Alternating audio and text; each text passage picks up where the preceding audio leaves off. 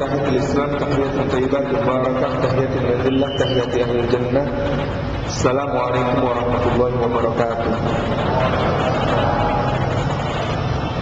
Jamaah yang dimuliakan Allah, mari kita buka majelis kita sore hari ini dengan membaca salawat seperti biasa. Bismillahirrahmanirrahim. Allahumma salli ala Muhammad wa ala ali Muhammad kama sallaita ala Ibrahim wa ala ali Ibrahim wa barik ala Muhammad wa ala ali Muhammad kama barakta ala Ibrahim wa ala ali Ibrahim fil alamin innaka Hamidum Majid.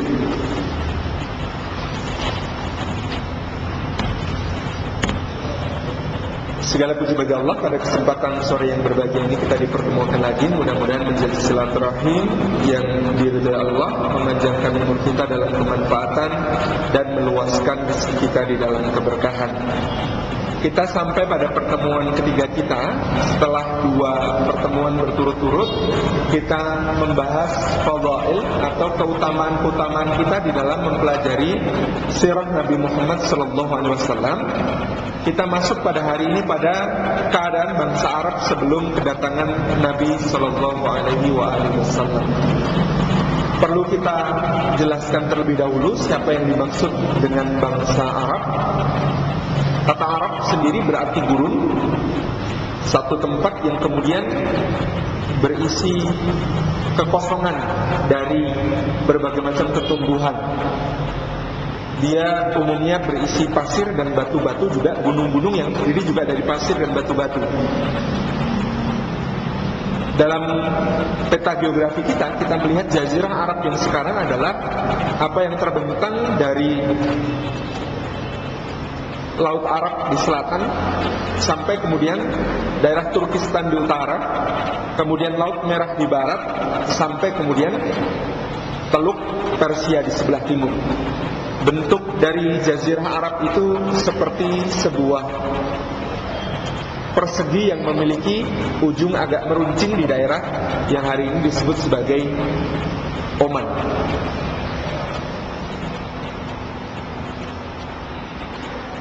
Bangsa Arab, para ulama kemudian membagi, ada Arab yang disebut sebagai Arab Aribah, Arab asli penduduk gurun-gurun. Dan kemudian ada yang disebut sebagai Arab Musta'ribah, Arab yang kemudian berasal dari percampuran sebenarnya berbagai bangsa, yang kemudian akhirnya juga menghuni jazirah Arab. Kita insya Allah akan membahas lebih lanjut tentang bangsa Arab ini pada kesempatan yang akan datang. Nah, kita masuk kepada apa yang disebutkan oleh firman Allah Subhanahu wa taala dalam surah Ali Imran, surah ketiga, ayat yang ke-140. Ini adalah satu keterangan dari Allah Subhanahu wa taala tentang pergiliran di dalam sejarah. A'udzubillahi minasyaitonirrajim. Allah berfirman, "Iyamsaskum qarhun faqad massal qauma qarhum mithluh wa tilkal ayyamu nudawiluha bainan nasi wa liya'lamallahu alladhina amanu wa yattakhidha minkum syuhada wallahu la yuhibbudz zalimin." Ayat ini turun dalam kaitan tentang kekalahan kaum muslimin bersama Rasulullah SAW dalam perang Uhud. Allah berfirman, "Iyamsaskun," jika mengenai kalian, korpun, luka, fakat maka sungguh-sungguh masa telah mengenai al-qaum pada kaum itu, yakni Quraisy, korpun, luka, misluhu yang sepadan dengannya. Watilkal ayyamu, dan hari-hari itu, kemenangan dan kekalahan, kejayaan dan kehancuran, nudawiluha, kami pergilirkan, bainan nasi, di antara manusia, waliya'lama, dan supaya mengetahui, siapa yang mengetahui, Allahu Allah, alladzina, orang-orang, amanu yang beriman, wa yattakhidha dan mengambil minkum dari antara kalian syuhada'a orang-orang yang syahid. Wallahu dan Allah la tidak yuhibbu menyukai adz-dhalimina orang-orang yang zalim. Ayat ini bicara untuk menghibur pertama-tama kepada kaum muslimin dan Rasulullah SAW yang mengalami kekalahan di dalam perang Uhud. Di mana pada masa perang Uhud itu Rasulullah SAW terluka parah. Dalam riwayat Ibnu Abbas radhiyallahu anhu disebutkan gigi beliau tanggal.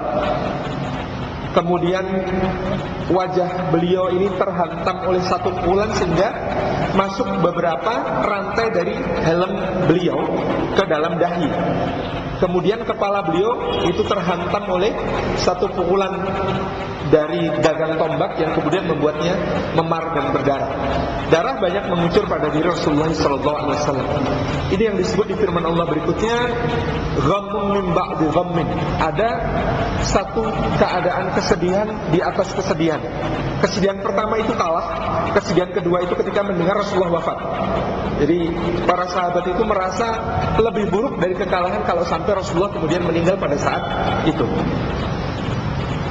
Tetapi kemudian Allah ingin menyatakan di dalam ayat ini bahwa adapun jika kalian mengalami luka, maka orang-orang yang memerangi kalian juga pernah mengalami luka-luka. Baik itu luka pada perang Badar maupun luka pada perang Uhud ini. Jadi keadaan di dalam perang Uhud sebenarnya ketika Rasulullah dan para sahabat memulai pertempuran, mereka berada di atas angin, keunggulan yang besar. Sampai kemudian ketika pasukan Quraisy mulai kocar-kacir, panji mereka jatuh dan mereka melarikan diri terbirit-birit, Rasulullah sebenarnya sudah berpesan kepada para sahabat yang tinggal di gunung, yaitu pasukan pemanah yang dipimpin oleh Abdullah bin Jubair radhiyallahu anhu, yang kemudian Abdullah bin Jubair ini diperintahkan Rasulullah bersama ke-40 orang, ke-70 orang pemanah yang ada di atas ini, jangan turun karena mereka adalah backup. Kita tahu kalau kemudian Rasulullah berperang di sini di bawah di lembah, lalu kemudian beliau berhasil memenangkan perang itu, pasukan yang di atas ini tetap tidak diizinkan turun. Tetapi ketika melihat kemudian sahabat-sahabatnya di bawah itu mengambil rampasan perang yang sangat banyak, sebagian dari mereka kemudian mengatakan, kita kalau nggak turun nggak kebagian. Jadi mereka ada di atas menjaga gitu ya, kemungkinan ada serangan balik. Tapi kemudian sebagian dari mereka merasa kalau nggak turun sekarang bisa nggak kebagian harta rampasan perang yang sangat banyak yang ada di bawah. Akhirnya kemudian mereka ikut turun. Ketika ikut turun itulah lalu Khalid bin Al-Walid, pemimpin pasukan kavaleri Quraisy yang menjadi cadangan di belakang, melihat kesempatan, yaitu bahwa pasukan pemanah di atas tidak lagi waspada dan tidak lagi menjaga pasukan yang di bawah.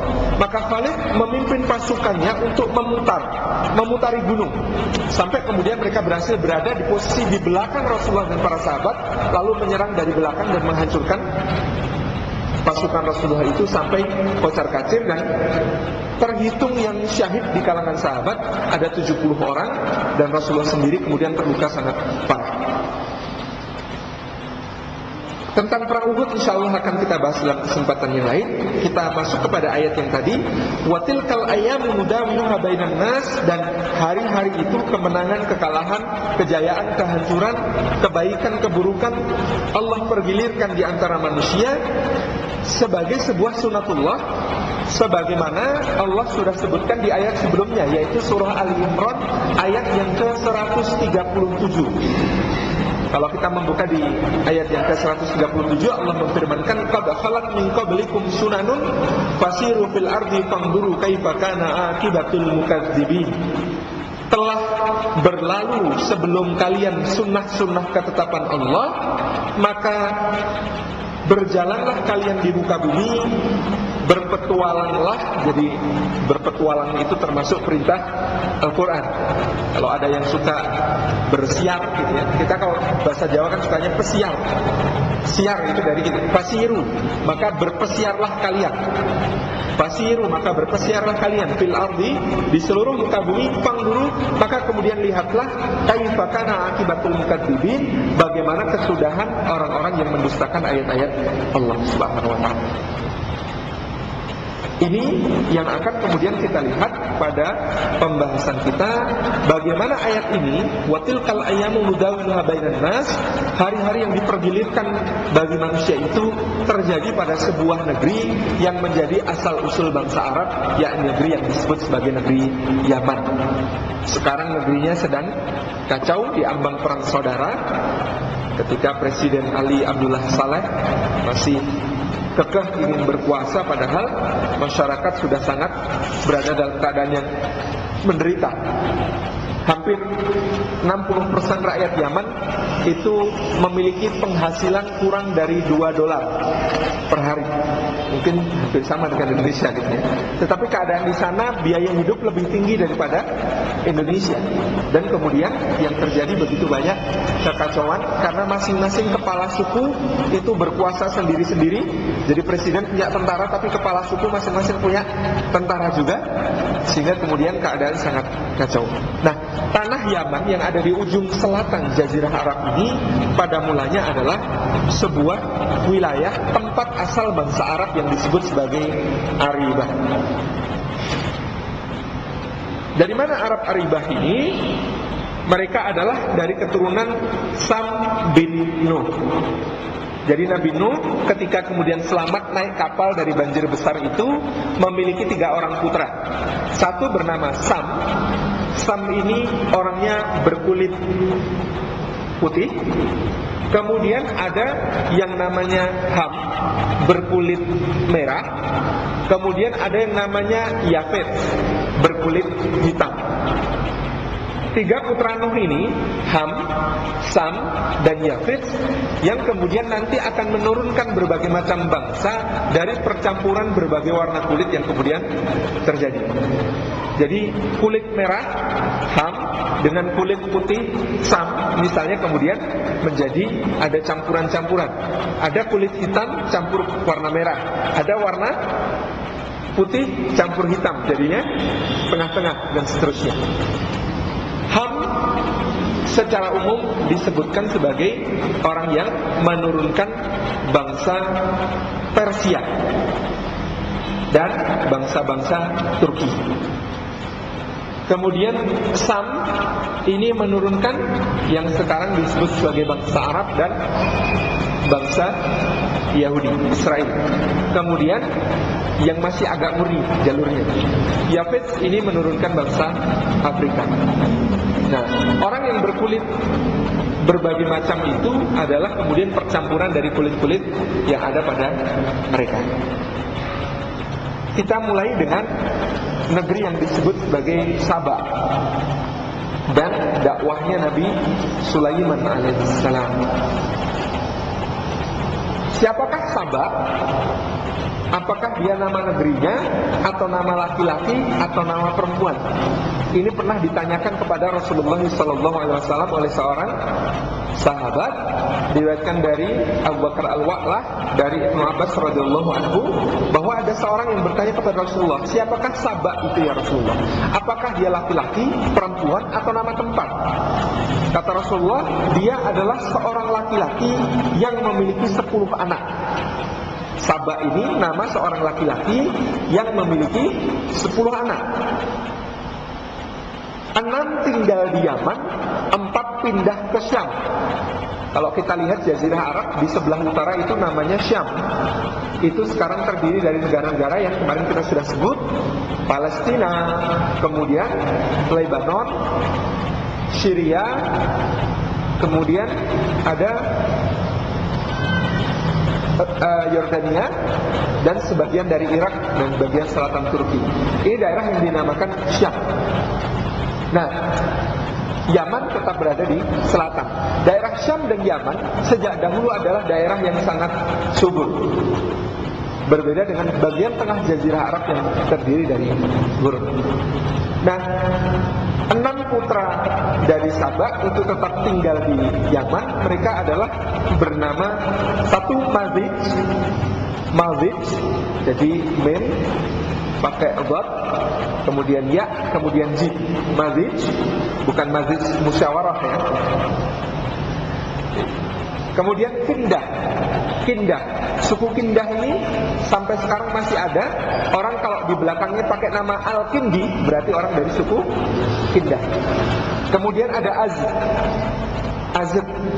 Jadi Hamzah, Za, Dal.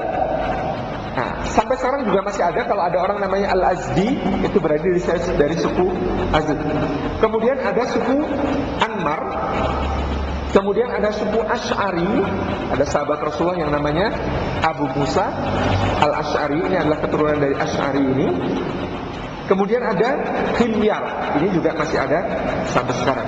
Ini 6 orang yang tinggal di Yaman. Adapun ada 4 orang yang pindah ke Syam. Mereka namanya Lakhem yang pertama, Lakhem. Yang kedua Juzam. Yang ketiga Amilah. Yang keempat Ghassan. Dinamakan Ghassan karena ketika perjalanan ke Syam dia sering mampir-mampir. Jadi kalau ada orang yang suka mampir-mampir, kasih nama saja Ghassan gitu ya. Jadi berbeda dengan 3 saudaranya, itu langsung pokoknya kita ke Syam, langsung ke sana. Nah, Ghassan ini mampir-mampir dulu. Makanya kemudian disebut sebagai Ghassan. Kita baca surah Saba. Surah An-Naml terlebih dahulu, surah yang ke-27 ayat ke-30 dan ke-31. Innahu min Sulaimana wa innahu bismillahirrahmanirrahim. Alla ta'lau alayya wa'tuni muslimin. Negeri Saba ini diinformasikan kepada Sulaiman oleh seekor burung yang namanya Hudhud. Hudhud ini memiliki informasi yang tidak diketahui Sulaiman. Ketika Sulaiman sedang memeriksa barisan burung di absen satu persatu, ternyata Hudhud tidak tampak. Dicari-cari akhirnya kemudian ditemukan. Hudhud pulang, dia mengatakan, Sulaiman mengatakan, kamu silahkan beri alasan yang jelas kenapa tidak tampak hari ini, kenapa absen. Atau kalau tidak, saya akan menyembelihmu atau mencincangmu. Maka Hudhud mengatakan, saya datang dari sebuah negeri yang namanya Saba binaba'in yakin, dengan satu kabar yang sangat-sangat valid, satu kabar yang sahih, satu kabar yang tidak diragukan lagi. Di sana ada sebuah negeri diperintah oleh seorang wanita dan mereka semua menyembah matahari. Jadi asal dari bangsa yang tinggal di daerah Yaman ini pada masa itu adalah penyembah matahari. Nah, kemudian Sulaiman uji Hudhud informasinya ini dengan memerintahkan Hudhud untuk mengantar sebuah surat, yang surat itu dikirimkan dengan cara dilempar lewat jendela dari Ratu Balqis, Ratu negeri Saba itu. Lalu kemudian Hudhud itu pamit dengan sangat sopan kepada Balqis, terbang lagi ke tempat Sulaiman. Ibnu Abbas radhiyallahu mengatakan bahwa orang pertama yang menulis kalimat Bismillahirrahmanirrahim adalah Sulaiman. Jadi orang pertama di muka bumi yang menulis kata Bismillahirrahmanirrahim adalah Sulaiman. Di dalam surat ini Sulaiman memulai kata-kata suratnya dengan kata-kata Bismillahirrahmanirrahim. Dahulunya sebelum turun surah An-Naml ayat ke-30 ini, Rasulullah kalau menulis surat, menulis perjanjian, menulis berbagai macam hal, memerintahkan kepada para sahabat untuk ditulis, beliau senantiasa menggunakan kata-kata yang sering dipakai oleh orang Arab, yaitu Bismika Allahumma. Jadi orang Arab itu kalau bikin teks perjanjian, teks surat, atau teks apapun, mereka memulai dengan kalimat Bismika Allahumma. Tidak pakai ahya wa amut, tentu saja. Bismika Allahumma, dengan namamu ya Allah. Tapi sejak turunnya surah An-Naml ayat ke-27, ayat ke-30 ini, Rasulullah kemudian mengganti surat-suratnya dengan teks berbunyi Bismillahirrahmanirrahim. Adanya kalimat Bismillahirrahmanirrahim di dalam surah An-Naml ayat ke-30 ini menjadikan jumlah kalimat Bismillahirrahmanirrahim di dalam Al-Quran tetap 114, meskipun surah At-Taubah tidak dimulai dengan Bismillahirrahmanirrahim. Jadi jumlah surat dalam Al-Quran itu 114, tetapi surah At-Taubah tidak dimulai dengan basmalah, tapi basmalah yang menggenapkan jumlah 114 kita temukan di dalam surah An-Naml ini, yaitu innahu min Sulaimana wa innahu bismillahirrahmanirrahim. Dengan nama Allah yang Maha Pengasih lagi Maha Penyayang. Apa beda sifat Ar-Rahman dengan sifat Ar-Rahim? Kata para ulama, sifat Ar-Rahman adalah sifat Maha Pengasih Allah yang tidak pilih-pilih. Semua makhluk dikasihi, semua makhluk mendapat rezeki. Tidak peduli apakah dia mukmin atau kafir, apakah dia mukhlis atau munafik, apakah dia muslim atau bukan, yang bekerja, yang melakukan berbagai macam ikhtiar untuk menjemput sebab, maka baginya rezeki dari Allah Subhanahu wa ta'ala. Dan kasih sayang Allah ini berlaku secara umum. Dalam riwayat yang dibawakan kepada kita oleh Abu Hurairah radhiyallahu anhu, Rasulullah menyatakan rahmat Allah itu ada 100 bagian. Yang satu bagian melekat pada sifat Ar-Rahman, tidak pilih-pilih, diturunkan ke dunia sejak awal penciptaan sampai akhir masa. Dan karena sifat Ar-Rahman yang dibagi rata oleh Allah Subhanahu wa ta'ala ini kepada semua manusia, kepada semua makhluk, maka bahkan hewan pun jadi tidak tega untuk memangsa anaknya. Bahkan kuda pun mengangkat kakinya kalau di bawahnya anaknya sedang terbaring, sehingga tidak menginjak anaknya. Ini saking dahsyatnya rahmat Allah yang satu bagian dan melekat pada sifat Ar-Rahman. Nah, kalau begitu masih ada berapa bagian lagi? Dari 100 itu masih ada 99 bagian yang melekat pada sifat Ar-Rahim. Yang Ar-Rahim ini disebut sebagai Maha Penyayang. Yang penyayangnya Allah dalam sifat Ar-Rahim ini adalah penyayang yang kemudian dikhususkan bagi orang-orang beriman dan bertakwa. Kapan diberikan? Kelak di akhirat. Maka kalau ngaji dulu di pesantren itu kalau nerjemahkan lengkap. Bismillahi kelawan nyebut asmani Allah, sifati Allah Ar-Rahman, zat kang maha welas asih ing dalem donya lan akhirat. Sifati Allah Ar-Rahim, zat kang maha welas asih ing dalem akhirat bloko. Artinya cuma di akhirat sifat Ar-Rahim itu akan diberikan. Nah, karena sifat Ar-Rahman itu sifat yang tidak pilih-pilih, maka manusia itu tidak mungkin memiliki sifat Ar-Rahman. Manusia itu tidak mungkin memiliki sifat seperti rahmat Allah yang kepada orang yang jahat maupun yang baik, yang membangkang maupun yang taat, yang kemudian dia kaya maupun miskin, yang ini maupun yang itu, kemudian tidak membeda-bedakan, bisa adil merata, itu tidak mungkin dimiliki oleh manusia. Maka kemudian memakai nama Rahman untuk manusia itu diharamkan. Lebih baik jika diberikan kata-kata abd atau hamba di depannya. Maka Mas Fani itu Muhammad Fani Abdurrahman, lebih baik. Karena apa? Karena Ar-Rahman ini sifat yang tidak mungkin dimiliki oleh manusia. Sementara Ar-Rahim tanpa alif lam, sifatnya nakirah saja, bukan ma'rifah, maka dia mungkin oleh dimiliki manusia. Sebab kata Ar-Rahim ini adalah kata yang kemudian kasih sayang yang pilih-pilih, yaitu kepada yang baik saja. Kalau kita menyayangi orang baik itu kan bisa, tapi menyayangi orang yang baik maupun jahat, membangkang maupun dan lain sebagainya, kita maka kemudian memakai nama Rahim tanpa alif lam, tanpa ar, itu dibolehkan. Jadi kalau ada orang namanya Rahim, Mas Rahim, boleh, gitu ya.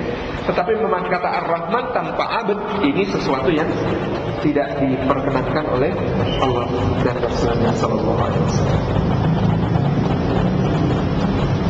Kemudian Allah ta'lu, janganlah kamu bersikap angkuh, merasa tinggi, alayya kepadaku, waktuni, dan datanglah kepadaku, muslimina sebagai orang-orang yang berserah, sebagai orang-orang yang tunduk, sebagai orang-orang yang taat, sebagai orang-orang yang tulus, sebagai orang-orang yang kemudian mentauhidkan Allah Subhanahu wa ta'ala dan mengakui Sulaiman alaihissalam sebagai nabi dan rasulnya. Nah, jamaah yang dimuliakan Allah, ayat ini adalah penanda bahwa sejak itu kemudian nanti kita akan lihat kisahnya pada kesempatan lain, bagaimana kemudian Sulaiman ketika berdakwah kemudian dakwahnya sukses karena setelah Balqis berunding dengan para menterinya, lalu Balqis mengirim hadiah, ternyata hadiahnya tidak mempan dan Balqis sudah menduga. Kata Balqis, kalau dia mau menerima hadiah berarti dia raja, kita perangi. Kalau dia tidak mau menerima hadiah dan mengembalikannya, maka dia nabi. Kita tidak bisa berperang dengan nabi karena pasti akan kalah. Gitu. Jadi ini kemarin hubungannya dengan bahkan apa yang kita sebutkan kenapa keluarga nabi itu dilarang menerima sedekah, dilarang menerima pemberian orang. Karena kaitannya dengan izzah dan menjadi salah satu tanda kenabian bahwa dia tidak menerima sedekah. Maka bahkan hadiah saja itu sangat hati-hati menerimanya, sebagaimana Sulaiman yang kemudian Balqis sudah merasa kalau Sulaiman mau menerima hadiahnya berarti Sulaiman ini seorang raja, maka bisa diperangi. Tapi kalau Sulaiman menolak hadiahnya berarti Sulaiman ini seorang nabi, dan memerangi seorang nabi adalah sebuah hal yang konyol karena pasti akan dikalahkan. Nah, sejak itu negeri Saba, keturunan Saba, nama laki-laki tadi yang kita sebutkan, di Yaman kemudian beriman. Sesudah mereka beriman, maka negeri itu menjadi negeri yang sangat makmur dan kaya, yang kemudian kita baca di B, bendungan Ma'rib dan banjir besar. Quran surah Saba, Quran surah ke-34 ayat 15 dan 16. Laqad kana li saba'in fi maskanihim ayah jannatani an yaminin wa shimal kulu min rizqi rabbikum washkuru lah baldatun thayyibatun wa rabbun ghafur. Laqad kana, sungguh telah ada li saba'in bagi orang-orang keturunan Saba di negeri Saba, fi maskanihim di dalam tempat tinggal mereka, ayat, sebuah tanda kebesaran Allah. Jannatan, yaitu dua buah kebun, an yaminin di sebelah kanan, wa shimalin dan sebelah kiri. Kulu, makanlah oleh kalian, min rizki rabbikum, dari rizki Tuhan kalian, washkuru dan bersyukurlah kalian lahu kepadanya. Negeri kalian adalah baldatun thayyibatun, negeri yang baik, yang indah, yang makmur, yang sentosa, yang aman dan damai. Wa rabbun, dan Tuhan kalian adalah Tuhan ghafurun, yang maha pengampun. Jadi kalau kita dulu sering diajari Mars MTQ ya, baldatun thayyibatun wa rabbun ghafur. Ini diambil dari ayat ini, yaitu ayat yang menerangkan tentang sebuah negeri yang beriman kepada Allah sejak dakwah Nabi Sulaiman di sana, sehingga negeri ini mendapatkan berkah yang luar biasa dari Allah berupa kebun-kebun yang begitu suburnya. Untuk mengairi kebun-kebun itu mereka membangun sebuah bendungan yang disebut sebagai Ma'rib. Ma'rib ini sebuah tempat yang lokasinya kurang lebih 3 mil. 3 mil berarti sekitar 5,4 km, 5,5 km dari kota yang hari ini disebut sebagai San'a, ibu kota negara Yaman. Jadi Ma'rib itu sekitar 5,4 km dari San'a, sebuah bendungan raksasa sangat besar yang menampung air sangat banyak, dan air itu digunakan untuk mengairi kebun-kebun penduduk Sabah sampai kemakmuran mereka yang sangat berlimpah. Fa'aradu, tetapi kemudian mereka berpaling dari ayat-ayat Allah, berpaling dari tauhid, kata Ibnu Katsir, berpaling dari menyembah Allah Subhanahu wa taala. Fa'arsalna 'alaihim sailal 'arim, maka kami utus kepada mereka sebuah banjir besar. Jadi sailul 'arim artinya banjir besar. Sail artinya aliran, 'arim artinya air yang sangat banyak. Wabaddalnahum, dan kami ganti sesudah itu untuk mereka bijannataihim, yakni kedua kebun mereka, dengan jannataini, dua kebun, dawatai ukuli khamtin, yang memiliki rasa-rasa pahit. Jadi dulu buah-buahannya segar, anggur, kurma, zaitun, gandum, dan berbagai macam buah-buahan yang amat sangat luar biasa, manis, lembut, bergizi tinggi. Tapi itu kemudian setelah banjir besar itu, maka hancurlah peradaban perkebunan-perkebunan di Yaman, dan berganti menjadi tempat yang hanya ditumbuhi oleh pohon-pohon yang punya rasa pahit, wa akhlin, dan pohon yang berduri, berduri, wa syai'in min sidrin, dan sedikit sesuatu dari pohon sidr, namanya pohon apel, ini pohon berduri, wasidr, sidr ini juga pohon yang durinya besar-besar. Paling yang kemudian dia berbuah sedikit. Yang berbuah itu cuma pohon sidr, itu pun sedikit dan bukan menjadi sumber pangan yang bermutu. Nah, jamaah yang dimuliakan Allah, jadi ketika negeri Sabah ini menjelang kehancurannya karena banjir besar, ada seorang yang dinamakan sebagai Amr bin Amir. Ini salah seorang pemuka di negeri Sabah. Pada suatu hari dia melihat ada zubalat, dalam tafsir disebut sebagai hewan zubalat, seekor tikus besar atau semacam tikus besar yang dia melubangi bendungan-bendungan di Ma'rib ini. Jadi bagaimana bendungannya bisa jebol? Ternyata dikerikiti tikus. Tikus-tikus yang sangat besar ini kemudian melubang-lubangi bendungan-bendungan ini, sehingga kemudian ketika itu Amr bin Amir merasa ini sepertinya akan terjadi bencana, dan dia melihat kaumnya sudah menjadi kaum yang kembali menyembah berbagai macam berhala. Maka dia kemudian berusaha untuk mengumpulkan keluarganya dan berusaha pindah. Nah, ketika dia mau pindah, kaumnya ini mau memanfaatkan kesempatan supaya ketika Amr bin Amir menjual barang-barangnya, mau dipakai pindah, menjual milik-miliknya, kebun-kebunnya, rumah-rumahnya dan lain sebagainya, ini biar harganya murah. Maka diadakanlah satu skenario jahat. Mereka kemudian membisik-bisiknya anak bungsunya Amr bin Amir ini, yang kemudian karena nakalnya, karena ngeyelnya, anak bungsu ya, nakal, ngeyel dan lain sebagainya, ini suka kemudian membantai ayahnya, dan kemudian oleh ayahnya suka diperlakukan oleh ayahnya secara kasar.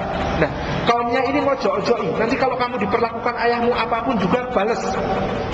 Kalau dibentak, balas bentak. Kalau kamu ditampar, balas tampar. Kalau kamu dipukul, balas pukul. Kalau kamu ditendang, balas tendang gitu. Maka dilakukanlah oleh anaknya ini. Ketika bapaknya kemudian memanggil dia justru kemudian membantah. Ketika bapaknya kemudian menegur semakin keras, dia balas membentak. Ketika bapaknya semakin tinggi emosinya, semakin marah akhirnya dan menampar putranya, maka si bungsu ini membalas tamparannya. Bapaknya makin marah memukul putranya, balas pukul. Kemudian ketika bapaknya menendang putranya, maka si bungsu ini balas tendang.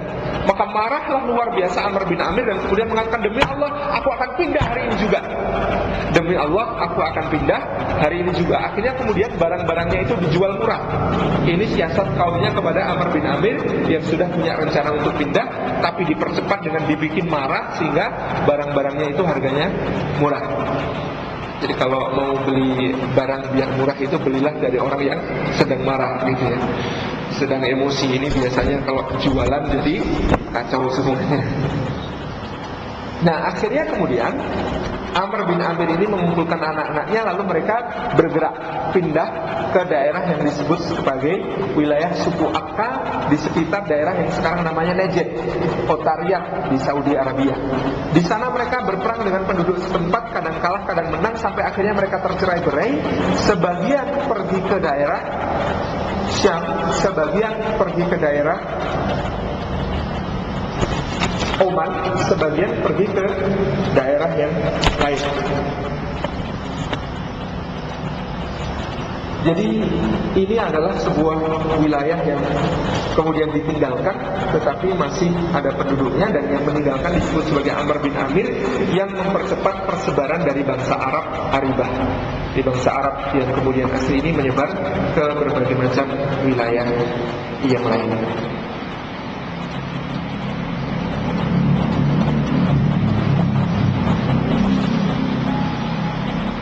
Nah, anak-anaknya Amr bin Amir itu ada yang namanya Jubnah. Anaknya yang namanya Jubnah ini pergi ke Syam, menurunkan penduduk Syam. Kemudian ada anaknya yang namanya Khuza'ah, ini mendiami daerah yang sekarang di sekitar kota Madinah, Yasrib. Kemudian ada anaknya yang namanya Aus dan Khazraj. Ini yang kemudian nanti menurunkan penduduk asli Yasrib atau Madinah. Jadi Aus dan Khazraj itu dari mana? Asalnya juga dari Yaman gitu ya. Mereka adalah anak-anak dari Amr bin Amir yang namanya Aus dan Khazraj. Nah, sementara yang di Yaman kemudian apa yang terjadi? Di Yaman kemudian berdirilah satu dinasti yang namanya dinasti Tababa'ah. Dinasti Tababa'ah yang kemudian memerintah daerah Yaman. Nah, pada suatu hari Raja Tababa'ah yang namanya Robi'ah bin Nasir ini bermimpi. Dia merasa mimpinya sangat mengerikan dan aneh. Maka pada masa itu ada dua orang ahli mimpi yang terkenal, namanya Syekh dan Satih. Syekh dan Satih. Nah, Syekh dan Satih ini lalu dipanggil oleh Robi'ah bin Nasir untuk menjelaskan mimpinya. Datanglah pertama yang datang adalah Syekh. Syekh dulu yang datang. Kemudian kata Syekh, apa keperluan Tuan Raja? Kata Robi'ah bin Nasir, saya bermimpi dan tolong jelaskan kepada saya mimpi saya ini. Syekh bertanya, apa mimpi Tuan? Oh, kata Robi'ah, saya tidak akan menjelaskan mimpi saya kepada Anda. Saya baru percaya bahwa tafsir Anda atas mimpi saya benar. Kalau saya tidak perlu cerita, Anda sudah tahu saya mimpi apa. Jadi kata Robi'ah kepada Syekh, saya nggak akan menyebutkan mimpi saya apa. Kalau Anda memang seorang penafsir mimpi yang ulung, Anda pasti tahu mimpi saya sebelum saya bicara. Kata Syekh, baik. Yang saya tahu, Anda bermimpi bahwa ada sebuah benda berwarna hitam keluar dari satu daerah yang gelap, lalu jatuh di sebuah padang yang luas, lalu orang-orang pun memakannya. Betul begitu? Iya, betul. Mimpi saya memang demikian. Apa itu maksudnya? Kata Syekh, kemudian ketahuilah bahwa akan datang dari Habasyah satu pasukan yang sangat besar berkulit hitam, dan mereka akan menaklukkan negeri kita. Musibah, kata Robi'ah bin Nasir. Kapan itu akan terjadi? Apakah pada masa saya atau sesudah saya? Kata Syekh, itu akan terjadi 70 tahun dari sekarang. Jadi pada masa bukan masa Anda. Apakah mereka akan berkuasa selamanya di negeri saya? Kata Syekh, tidak. Mereka hanya akan berkuasa selama kurang lebih 70 tahun juga. Nah, lalu siapa yang mengalahkan mereka? Yang mengalahkan mereka adalah orang yang pemuda yang rendah hati dan tidak sombong, bernama Iram, yang disebut sebagai Ziyizan. Iram Ziyizan namanya. Apakah Iram Ziyizan dan keturunannya akan berkuasa terus atas negeri kami? Kata Syekh, tidak. Tuh, berapa lama? Cuma 70 tahun. Sesudah itu, siapa yang berkuasa? Dia akan dikalahkan oleh pengikut seorang nabi yang akan muncul sebagai penutup para nabi di tengah-tengah jazirah. Lalu nabi itu akan menguasai daerah ini sampai akhir zaman. Memangnya ada akhir zaman? Kata Robi'ah bin Nasir, ada. Zaman, akhir zaman adalah saat di mana Allah menggulung seluruh langit dan bumi, dan kemudian menghimpunkan semua manusia untuk mempertanggungjawabkan semua perbuatan mereka kepadanya. Oh, begitu. Nah, Syekh sudah menjelaskan mimpinya, pulang. Ganti, Satih datang. Satih. Wallahu a'lam, dulu Pak Darwin memberi nama putrinya Bu Satih itu dari nama ini atau bukan? Satih ini seorang peramal mimpi yang juga sangat hebat. Jadi Satih datang, ditanya, tolong jelaskan mimpi saya. Apa mimpi Anda? Sama kemudian kelanjutan kisahnya. Jadi mimpinya dijelaskan dengan sama, tetapi Satih ini lebih cerdas. Kenapa? Karena Satih ini lebih menjelaskan dengan penjelasan nama-nama dan lain sebagainya secara lebih detail dibandingkan Syekh. Ini yang kemudian membuat Robi'ah bin Nasir ini berkemas-kemas dan siap-siap untuk hijrah. Dia juga siap-siap untuk hijrah. Hijrahnya kemana? Ke daerah yang disebut sebagai Hira, dan itu ada di wilayah yang hari ini disebut sebagai negara Irak.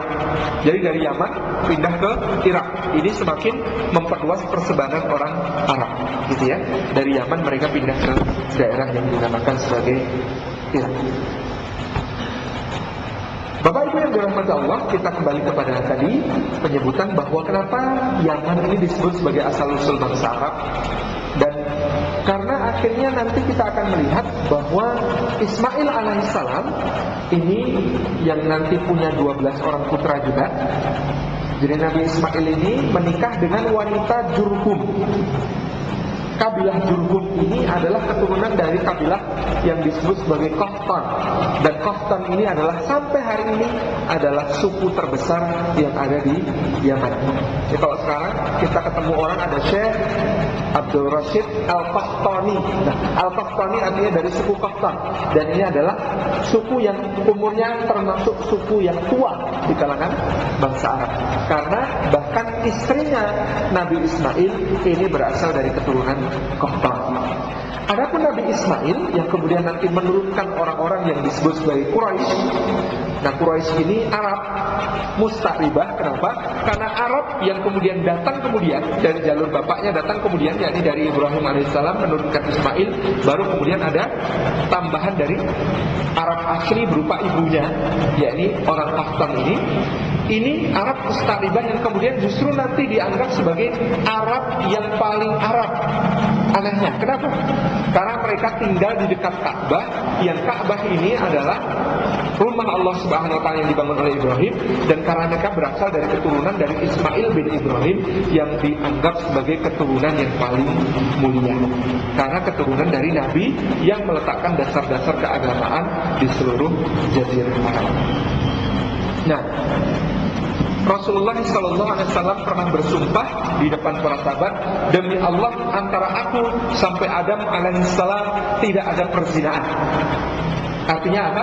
Bapak Ibu yang dirahmati Allah, nasab Rasulullah ke atas Muhammad bin Abdullah bin Abdul Muthalib bin Hashim bin Abdi Manaf, terus sampai Ismail, sampai kemudian Ibrahim, sampai Adam, itu sama sekali tidak ada riwayat perzinahan. Mereka selalu berada di dalam ikatan pernikahan. Maka nasab Rasulullah ini adalah nasab yang paling bersih, paling suci, dan paling indah.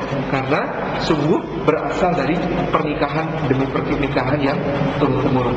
Tidak ada riwayat sama sekali adanya perzinahan di dalam nasab Rasulullah Shallallahu Alaihi Wasallam. Dan itu adalah bagian dari penjagaan Allah pada beliau Shallallahu Alaihi Wasallam. Adapun ibu Ismail itu adalah Hajar, dan Hajar ini adalah orang Mesir. Dan Hajar ini disebutkan kulitnya bukan kulit putih, tapi orang Mesir asli yang kulitnya agak sauda. Sauda itu bukan sawat. Kalau sawat hitam, sauda kehitam-hitaman. Ada sebuah hadis yang diriwayatkan oleh Imam At-Tabrani dan Imam Al-Baihaqi. Rasulullah SAW pernah bersabda, Allahu fi ahli zimmah ahli madarah as-sauda as-suhmi al-ju'ad fa inna lahum nasaban wa sihra. Allah artinya demi Allah aku mewasiatkan kepada kalian fi ahli zimmah, tentang orang-orang ahli zimmah, orang-orang yang bukan beragama Islam, tetapi kemudian mereka itu rela untuk hidup damai di bawah kepemimpinan agama Islam. Siapa mereka itu? Ahlul Madarah, penduduk negeri yang banyak ditumbuhi oleh berbagai macam perkebunan dan pepohonan, juga hutan-hutan. Yang dimaksud Ahlul Madarah adalah penduduk Mesir. Karena Mesir ini kalau Anda tanya dari orang yang pulang kuliah dari Mesir, subhanallah ya, namanya sungai Nil itu begitu luar biasa diberikan dikaruniakan Allah kepada Mesir, sampai yang namanya buah-buahan terbaik di dunia itu sebagian besar berasal dari sana, dan harga di sana itu murah luar biasa. Mas Fani yang pernah ke Kairo, kemudian ke Rafah, kemudian ke Gaza cerita, jus di Mesir itu kalau dirupiahkan, yang namanya jus jeruk itu lintrek-lintrek saking kentalnya itu, dirupiahkan cuma 1.500. 1.000 gang 100 rupiah itu sudah lintrek-lintrek. Kalau kita kayak setara dengan dibikin bukan dari satu buah jeruk, satu gelas jus itu, tapi benar-benar diperas dari 4 atau 5 buah jeruk untuk diminum. Itu cuma 1.500. Apel juga murah, anggur juga begitu murahnya, kurma juga begitu murahnya. Saking luar biasanya negeri yang disebut sebagai Madarah, yaitu negeri yang banyak pepohonannya. Kemudian disebutkan di sini ahlul madharah yang as-sauda, kulitnya kehitam-hitaman, penduduk asli Mesir. Kulitnya kehitam-hitaman. As-sahmi, yang rambutnya keriting. As-sahmul ju'ad, yang rambutnya keriting. Jadi kulitnya kehitam-hitaman, rambutnya ikal, keriting. Fa'inna lahum nasabat, karena dengan mereka, kita ini, kata Rasulullah, kita ini dengan mereka ada hubungan nasab. Hubungan nasab, yang beliau maksud hubungan nasab adalah hubungan dengan Hajar dari ibu Nabi Ismail alaihissalam, disebut sebagai hubungan nasab karena Hajar berasal dari sana. Wasihrat, dan hubungan perbesanan. Kok disebut hubungan perbesanan? Kenapa? Karena salah satu istri Rasulullah SAW namanya Maryah Al-Qibtiyah, itu berasal dari Mesir. Jadi dengan orang Mesir itu, kata Rasulullah, orang Arab itu punya hubungan nasab, keturunan, dan punya hubungan perbesanan, yaitu ketika Maryah Al-Qibtiyah menjadi istri beliau Sallallahu Alaihi Wasallam. Jadi sekali lagi bangsa Arab Quraisy itu justru berasal dari percampuran berbagai macam bangsa. Ada orang Mesir kulit hitamnya, berarti dia keturunan Yafet. Ada Ismailnya, berarti dia keturunan Nabi Ibrahim. Ada yang kemudian satu lagi dari keturunan Jurhum, Arab Aribah, yang kemudian dia keturunan dari Sam bin Nun. Nah, ini jamaah yang dimuliakan Allah. Lalu kita menginjak kepada selanjutnya, pembahasan tentang agama Yahudi, Nasrani, dan Ashabul Ukhdud. Kita bisa membacanya di dalam tafsir surah Al-Buruj, surah 85 ayat 4 sampai 8. Qutila ashabul ukhdud an-nari dzatil waqud idhum 'alaiha qu'ud wa hum 'ala ma yaf'aluna bil mu'minina syuhud wa ma naqamu minhum illa ayyuminu billahil azizil hamid. Kutila binasa, siapa yang binasa? Ashabul ukhdud, orang-orang yang memiliki ukhdud. Ukhdud ini apa? Ukhdud ini adalah satu kata yang diserap dari bahasa lama, berarti lubang memanjang di suatu tanah atau parit, tetapi dalam. Juga bisa kalau orang terluka, terkena sabetan pedang, kemudian lukanya itu memanjang, itu juga disebut ukhdud. Apa kalau kita disebut orang ada luka di pipi misalnya condet. Nah, condet itu bahasa Arabnya juga ukhdud. Dia punya condet di wajahnya, itu punya ukhdud di wajahnya. Sayatan. Kemudian jamak dari ukhdud adalah aqadid. Parit-parit juga artinya. Nah, Ashabul Ukhdud ini nanti akan kita ceritakan apa yang kemudian mereka lakukan. An-naridatul waqud, yaitu parit-parit yang berapi yang kemudian memakai bahan bakar. Idhum 'alaiha qu'ud, ketika mereka duduk-duduk di atasnya. Wa hum 'ala ma yaf'aluna bil mu'minina syuhud, dan mereka menyaksikan apa yang telah mereka perbuat kepada orang-orang yang beriman. Wa ma naqamu minhum illa ayyuminu billahil azizil hamid, dan tidaklah mereka menyiksa orang-orang beriman itu kecuali sebab iman mereka kepada Allah yang Maha Perkasa lagi Maha Terpuji. Kita mulai kisahnya dengan raja yang namanya Raja Tubba. Dalam Al-Quran beberapa kali disebut ada nama Waqawit Tubba, dan kaumnya Raja Tubba. Nama aslinya adalah Tuban, bukan Tuban Jawa Timur ya, tapi namanya adalah Tuban bin Asad bin Abi Karib, raja yang kemudian berkuasa setelah masa yang tadi disebut masa Robi'ah bin Nasir yang hijrah ke Irak tadi. Ada raja namanya Raja Tuba. Raja Tuba ini raja yang sangat perkasa, dia punya pasukan yang sangat banyak, maka dia memimpin pasukannya untuk menaklukkan suku-suku Yaman yang sudah mencar ke berbagai macam wilayah. Dan salah satu suku yang diserbu adalah suku yang ada di daerah Yathrib, yaitu Aus dan Khazraj. Maka Tuba menyerbu ke sana. Awalnya kota Yathrib ini menyerah tanpa syarat. Akhirnya dia tempatkan anaknya untuk menjadi raja muda di situ. Baru dia tinggalkan beberapa puluh kilometer, ternyata anaknya itu dibunuh oleh penduduk Yathrib. Baliklah dia dengan begitu marah dan kemudian begitu bersemangat untuk memerangi kota Yathrib. Dia dihadapi oleh pemimpin Aus dan Khazraj yang namanya Amr bin Talha. Amr bin Tolah ini memimpin pasukan Yathrib menghadapi pasukan Raja Tuba dari Yaman ini. Mereka berperang pada siang hari, sementara pada malam hari Amr bin Tolah ini memerintahkan rakyat Yathrib untuk menjamu Raja Tuba bersama pasukannya ini sebagai tamu dengan jamuan sebaik-baiknya.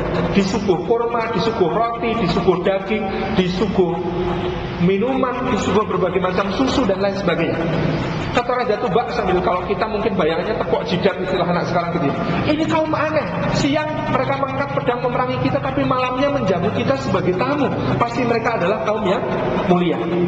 Akhirnya kemudian Raja Tuba menghentikan perang. Sudah, kalau begitu maunya kalian apa?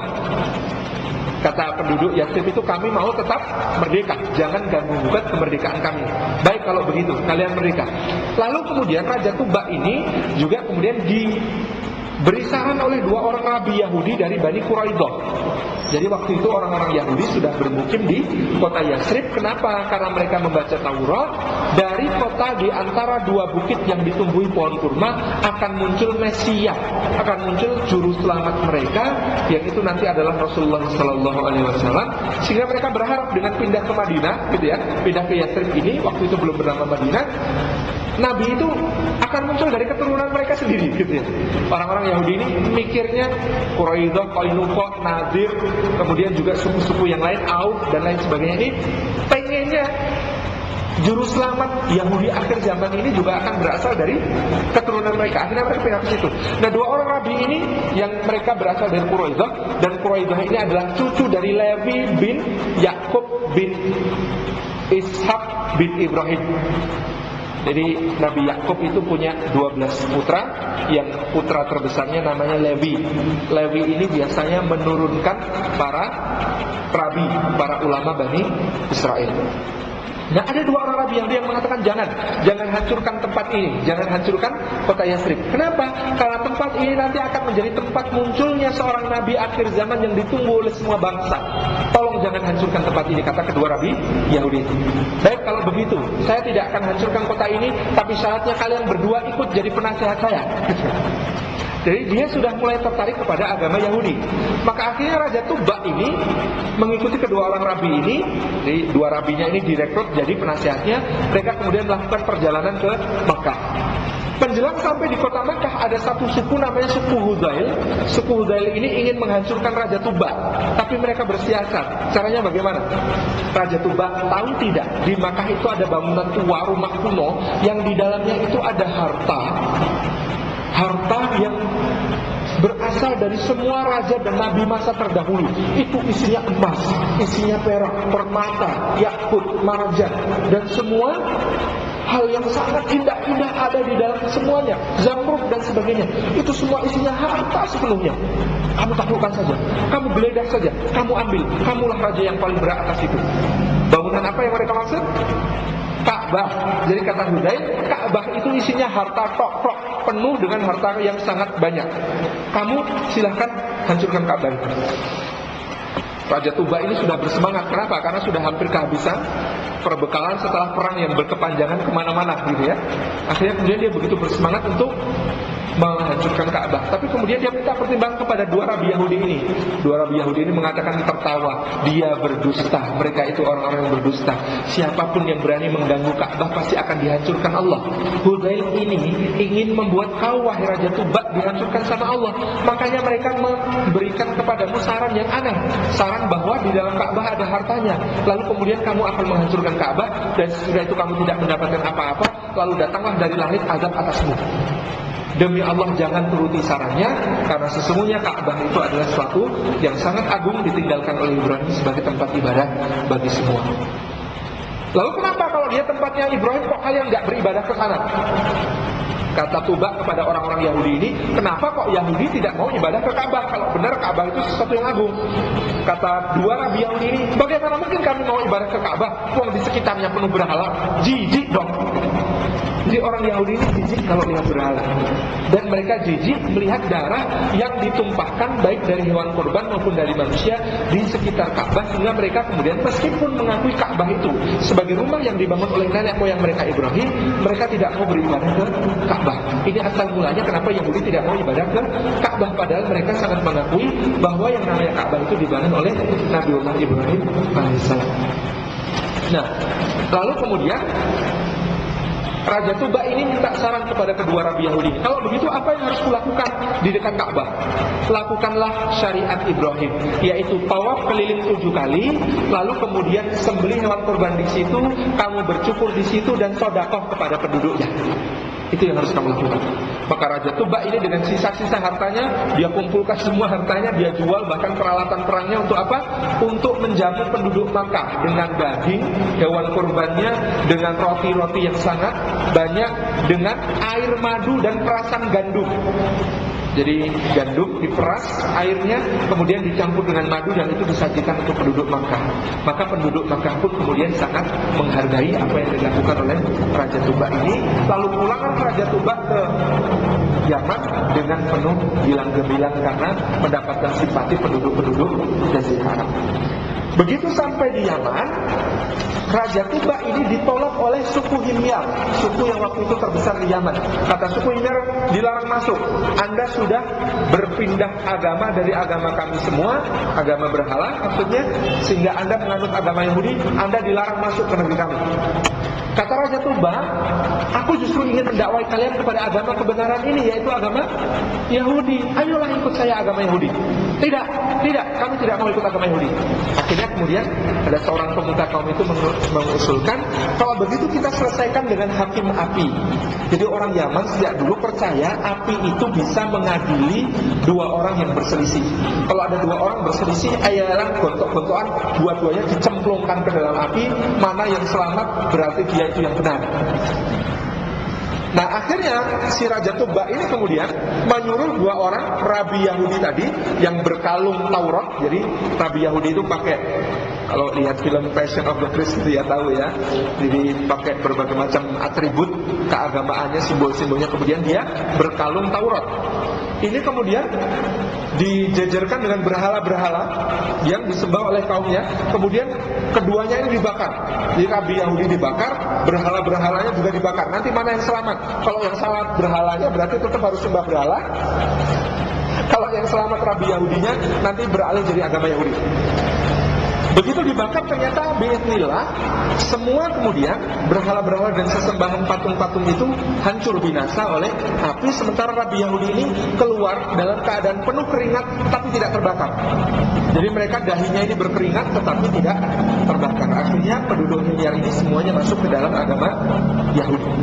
Nah, selesai dakwahnya siapa namanya Raja Tuba ini, dia kemudian menyerahkan kepemimpinannya kepada anaknya yang namanya Hasan. Nah, Raja Hasan bin Tuba ini nanti dibunuh oleh saudaranya yang namanya Amr. Padahal dia sudah diingatkan oleh penasihatnya yang namanya Zurwain, jangan bunuh kakakmu. Kalau kamu bunuh kakakmu, kamu pasti akan tidak bisa tidur selama-lamanya. Jadi membunuh saudara itu kutukannya, kata Zurwain, adalah tidak akan bisa tidur selama-lamanya. Tapi ternyata peringatan itu ketelesep. Jadi peringatannya oleh Zurwain kepada Amr, adiknya Hasan ini ditulis di kertas gitu ya, ditinggal di takhta. Tidak sempat dibaca, terlanjur mengikuti saran orang-orang Himyar yang kemudian menginginkan agar membunuh Hasan. Dia membunuh Hasan, begitu membunuh Hasan, benar, dia sepanjang hidupnya tidak pernah bisa tidur. Akhirnya dia kemudian memanggil Zurwain, kenapa saya sekarang tidak bisa tidur? Loh, saya kan sudah mengingatkan Anda. Di mana mengingatkannya? Itu di kertas di takhta. Ternyata kertas itu masih ada di takhta. Dibaca baru kemudian sadar, oh ternyata kalau membunuh Hasan laknatnya berubah, tidak bisa tidur selama-lamanya. Akhirnya Hasan ini, adiknya Hasan yang namanya Amr ini marah kepada orang-orang yang mengusulkan untuk membunuh Hasan. Dia panggil semuanya, dia penggal, dia bunuh. Lalu dia memerintah beberapa hari, habis itu mati. Karena apa? Sudah nggak tidur berbulan-bulan.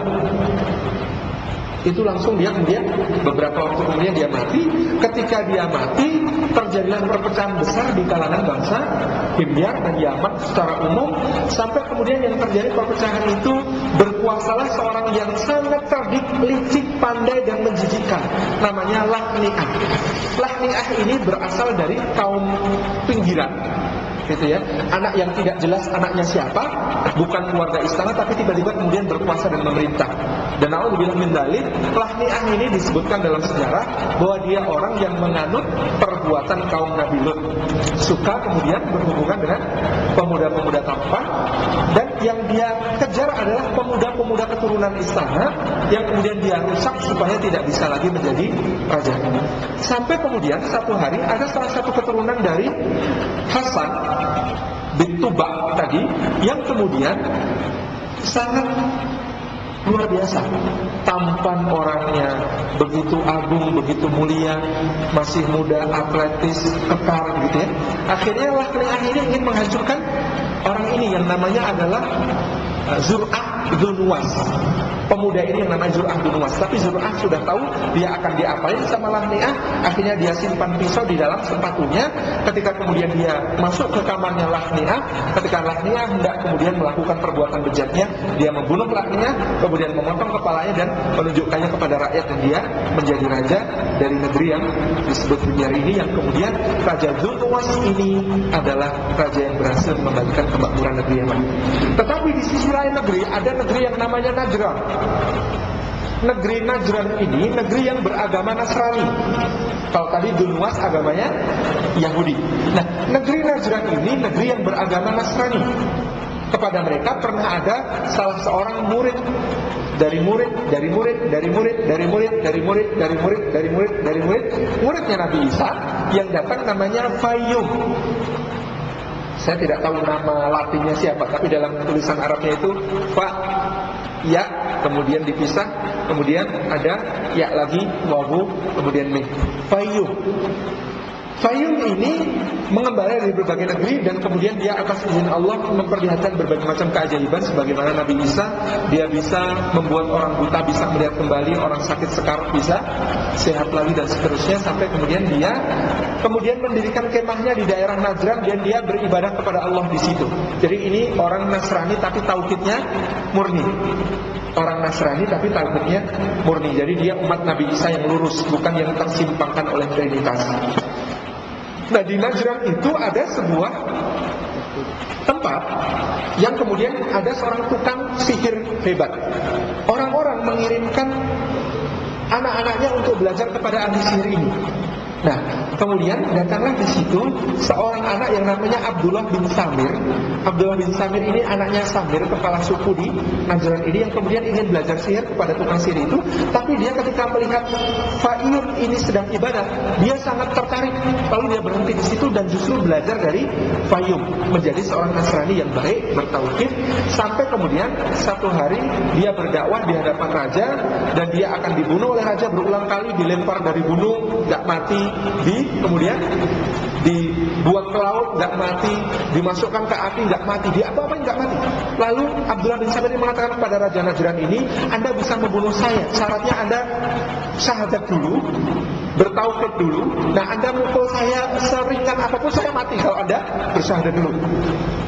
Maka kemudian raja ini bersyahadat, dia kemudian mempersaksikan keesaan Allah. Lalu dia pukul pemuda ini, cuma diketuk di bagian dahinya, tuk begitu, tiba-tiba darah memancar dari kepala si anak ini. Kemudian dia mati. Nah, rajanya ini juga kemudian mati gitu. Dan kemudian seluruh penduduk di Najran ini masuk agama Nasrani. Tidak berapa lama kemudian, ketika orang Najran ini semuanya beragama Nasrani, datanglah Raja Dzulnuwas tadi, Raja Zur'ah bin Nuwas tadi yang beragama Yahudi, datang ke negeri Najran, dan kemudian dia memaksa seluruh penduduk Najran untuk masuk agama Yahudi, padahal mereka semua beragama Nasrani. Karena tidak mau, maka kemudian digalilah parit oleh Dzulnuwas ini, yang kemudian inilah yang disebut sebagai Ashabul Ukhdud, di mana ketika itu Dzulnuwas membantai 20.000 orang penduduk Najran yang beragama Nasrani karena tidak mau ikut agama Yahudi. Demikian kita sambung insyaallah pada pekan berikutnya. Mudah-mudahan bermanfaat keterangan kita tentang Ashabul Ukhdud. Masih akan kita lanjutkan sedikit pada pekan yang akan datang. Wallahu muwaffiq. Assalamualaikum warahmatullahi wabarakatuh. Satu atau dua. Bapak Ibu dan Saudara sekalian, sebelum ada satu atau dua yang bertanya dan pengumuman, insyaallah pekan depan kami akan dari panitia akan menyediakan untuk buka masa sunnah pada Kamis. Insyaallah betul-betul kepada saudara sekalian untuk bisa puasa di Kamis. Tapi yang nggak puasa nggak apa-apa, tetap datang hadir. Nanti insyaallah kita makan bareng saja. Ada insyaallah besok pekan depan insyaallah kita sediakan buka puasa sunnah, dan bagi yang tidak puasa tetap hadir, tidak apa-apa. Silakan. Pokoknya juga insyaallah di pagi hari ini akan kita sumbangkan untuk pembangunan Islamic Center. Berapa pendapatnya sama kita sebagai untuk pembangunan Islamic Center, ya, karena memang ternyata ada yang dari Islam itu nikmat juga. Kalau kemarin ada dari Klaten, ada yang dari Lombok, hari ini memang ada yang dari Malang, dari Indonesia, tapi karena penurunan salah satu yang biar segera mau dibikinkan penginapan di satu di Islamic Center Majujo ini. Pada hari ini kita pakai untuk itu. Baik, kita buka satu pertanyaan dari yang bertanya. Satu pertanyaan. Monggo, ada yang bertanya tentang kajian kelahiran Nabi satu. Yang putri ada? Ya, baik. Monggo. Boleh.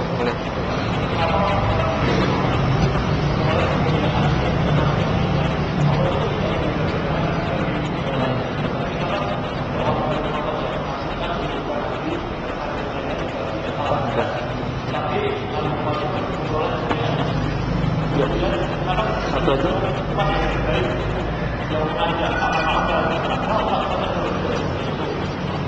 Baik, Pak Haji, monggo Bu.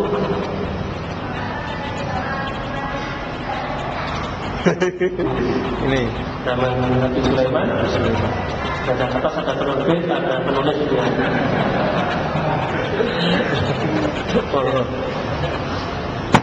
baik, pertanyaan pertama, kenapa kemudian Nabiullah Muhammad SAW ini mendapatkan keutamaan dan umatnya juga mendapatkan keutamaan? Sampai agungnya keutamaan itu kita menemukan bahwa Nabi pertama yang akan menyambut umatnya di surga adalah Nabi Muhammad SAW sebelum nabi-nabi yang lain. Nabi yang kemudian akan membawa bendera syafaat diberi hak oleh Allah untuk menyelamatkan umat manusia juga adalah Nabi Muhammad SAW. Maka dalam hadis tentang syafaat yang panjang di Riyadhus Shalihin itu kita baca ya, nanti umat manusia itu akan berbondong-bondong datang kepada Adam. Wahai Adam, kami anak turunmu, kami anak cucumu, selamatkan kami. Kami terancam azab Allah Subhanahu Wa Taala. Berikan syafaat kepada kami, rekomendasi agar Allah menyelamatkan kami. Kata Adam, tidak, aku mau. Aku pernah diberikan perintah oleh Allah, lalu aku tidak bisa mentaati perintah itu.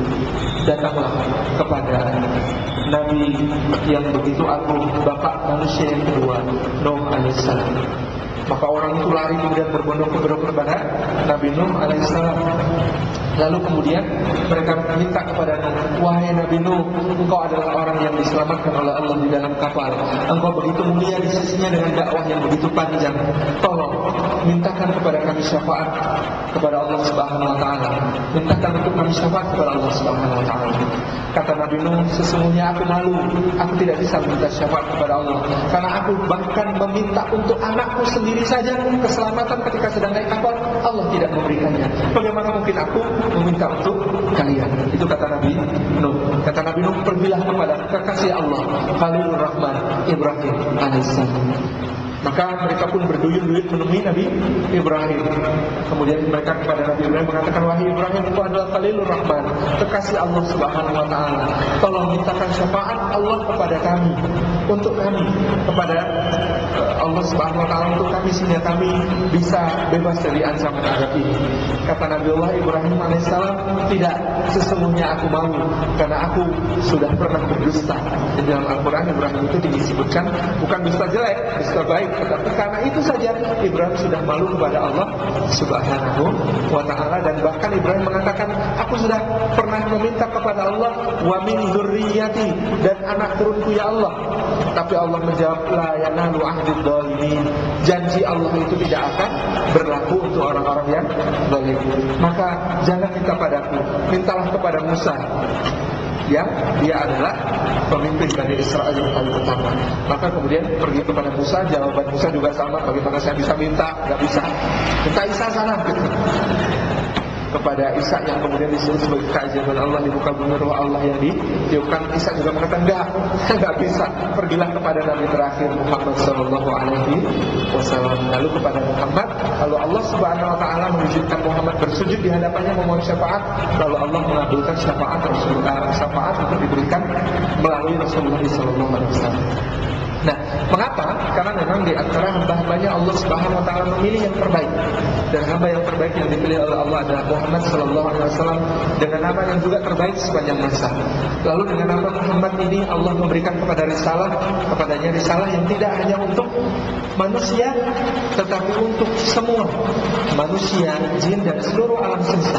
Diberikan risalah terakhirnya oleh Allah, risalah pamungkas yang tidak ada risalah sesudah itu.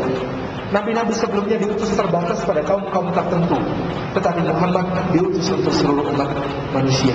Dan apa yang dialami oleh Muhammad SAW di dalam dakwahnya adalah satu hal yang akan menunjukkan kepada kita betapa akhlak Muhammad ini memang layak untuk menjadi seorang nabi akhir zaman. Kalau nabi-nabi sebelumnya ditawari oleh Allah ketika kaumnya sudah mencapai puncak kejahatannya, hancurkan saja, bagaimana? Kata mereka, ya, hancurkan ya Allah. Tapi Muhammad, apa yang dikatakan oleh Muhammad?